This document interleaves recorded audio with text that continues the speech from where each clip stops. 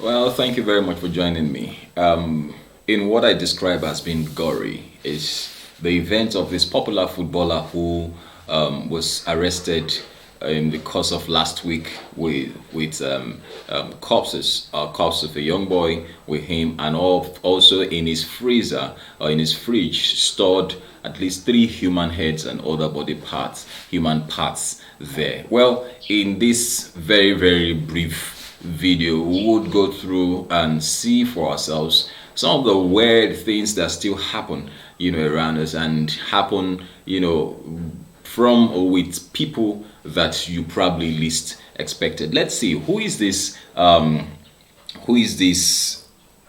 footballer you might want to know. Well, this footballer, I'll show you his picture in a moment. This footballer, you know him properly. He's a form of Ghanaian footballer by the name Gyamfi. Gyamfi. I'm sorry if I didn't pronounce that very well, but I know I just can pronounce it as Gyamfi. Gyamfi. Yes, I Richard Gyamfi, so at least I know Richard. So Richard Gyamfi. He's a popular footballer, a former popular footballer in Ghana, and Ghana is rolled, boiled by the shocking discovery of three human heads in the refrigerator of this popular footballer and sports commentator. Least expected, people that you least expected. The incident in Abesim in the municipality of Sunyami has triggered shock waves and outrage in the country, and it has made people wonder whether the man is a cannibal or what's involved in killing for ritual. Now that's the side that's the side from which we are all we're going to view these events. We're going to look at it and see for ourselves why this man will be storing up these body parts.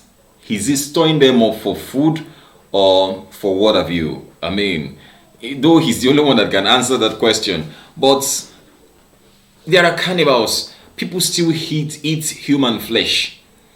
People still eat human flesh, and I find it gory. I find it, detesting that people can eat fellow human beings.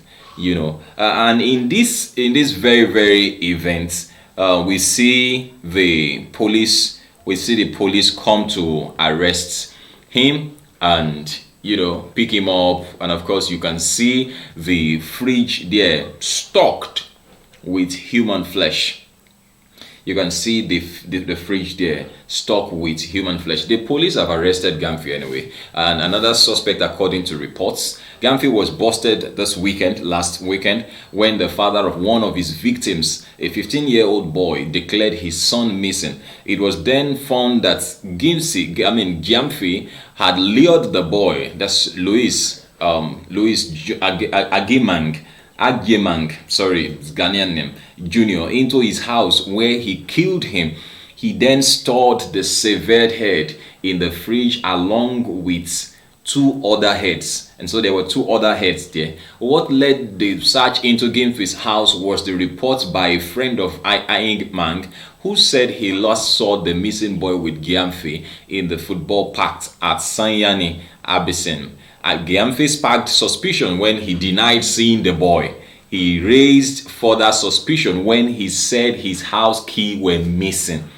There is no way you already begin to wonder why is he being sensitive to having to go check his house for what they are looking for. If you are not a culprit, if you have not done anything wrong, there is no reason why you should have resisted his house being searched and haven't denied. And the person who saw him or who saw the boy with him was sure that they actually saw the boy with him. This is not a funny but a serious matter, where people, cannot, where the land has become so unsafe. Though we are yet to come to terms with what he killed these people for, and is this the first time it's happening? I'm sure this is probably not the first time it's happening. He was only arrested with this ones. What has he been doing with these bodies? Can we conclude that some of these people who seemingly are high named, high profile sometimes, because he doesn't look like somebody who is doing fine anyway, but then some people, just like we have people who are well to do and they believe that when they get to the airport they will not be searched, and so a lot of them carry drugs. A lot of them carry drugs, but then sometimes law enforcement agencies just senses and they just feel like this person we just have to search, and they eventually search and they get through. So sometimes we find out that these people we look at up there now. Gyamfi is supposed to be a role model. He's supposed to be a role model, a sport commentator. I mean, sports today is one of the, it's a universal thing that joins everybody together. It brings everybody, and so sports is the same thing in Nigeria, is the same thing in the United States, and so everybody's watching Chelsea, watching Arsenal, watching Manchester United, Liverpool, PSG, and so on. It's just, that brings everybody together. So he is in the limelight, and so I wonder why he would, under such a very beautiful umbrella, be perpetrating such, heinous evil, there under that. And you see the boy dead on the floor, and of course that's the human head. Sorry for those of you, it's a gory picture. We already said that from the beginning. So, but then it's important that we be very, very careful. It's important that we are very careful. We haven't looked at this. We also need to watch ourselves, be our brother's keepers.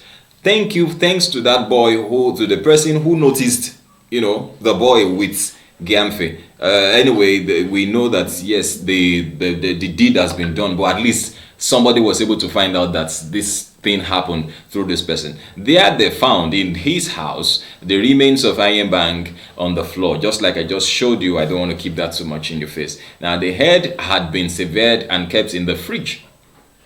Does he sell these body parts? Is he a retailer of body parts and what have you? In his living quarters in Alaska near Abesem, the gruesome discovery was made when operative of Bono Regina Police Command arrived. They found 3 heads packed in the fridge of the footballer.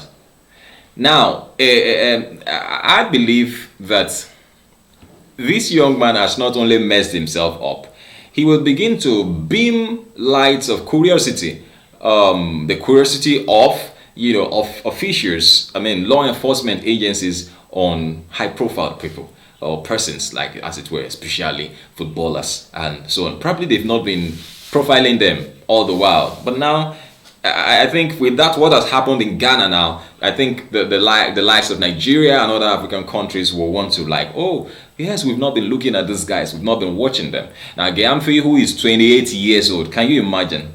28 years old.